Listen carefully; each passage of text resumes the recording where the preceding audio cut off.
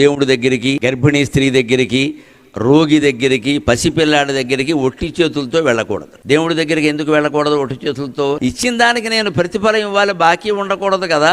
అందుకని వాడు ఇవ్వగలిగింది తులసాకు మాత్రమే, నేను ఇవ్వగలిగింది కోట్లు కదా ఇచ్చాను అంటాడు. అంటే దానికి రద్దు అయిపోయింది. ఎందుకంటే దేవుడికి అహంకారం మమకారాలు ఉండవు, అందుకని పట్టుకెళ్ళమన్నారు. గర్భిణీ స్త్రీ దగ్గరికి వెళ్ళినప్పుడు ఏమైనా పట్టుకెళ్ళమన్నారు. ఎందుకంటే గర్భిణీ స్త్రీల కోరికలు ఏమీ లోకానికి నష్టం కలిగించేవి, ఆవిడ ఆరోగ్యానికి నష్టం కలిగించేవి కాకపోతే వెంటనే తీరు, లేకపోతే ఆ లోపం బిడ్డలో కనపడుతుంది. మా అక్కకి మినపసోనం ఇష్టం అని 1 కేజీ చేయించి పట్టుకెడతాడు. అలా గర్భిణీ స్త్రీ దగ్గరికి వెడితే ఆవిడ కోరికలు సరదాగా ఉంటా కూడా తెలుసుకుని పట్టుకెళ్ళమని. అలాగే రోగి దగ్గరికి ఆయన ఏమి బయటికి వెళ్ళి ఏం కొనుక్కోలేడు, ఎందుకని 2 యాపిల్ పళ్ళు పట్టుకెడితే అవే తింటాడు. ఆయన అన్నం తినకూడదు కదా. మరి చిన్నపిల్లాడి దగ్గరికి ఎందుకు పట్టుకెళ్ళమని చెప్పారో తెలుసా? వాడు చాలా తెలివివాడు. ఏమీ పట్టుకెళ్ళకుండా మనం వెడితే మన సంచి తీసుకుని జిప్పు తీసి వెతికి నాకేం తెచ్చేవాడు అంటాడు. వెంటనే ఆవిడ మొహమాట ముఖ్యమంత్రి వచ్చినా అంతే అడుగుతాడు వాడు. అలా చిన్నపిల్లల చేత అడిగించుకోకుండా మనమే ఇచ్చేస్తే పరువు దక్కుతుంది. ఊరికే శాస్త్రాలు చెప్పారండి.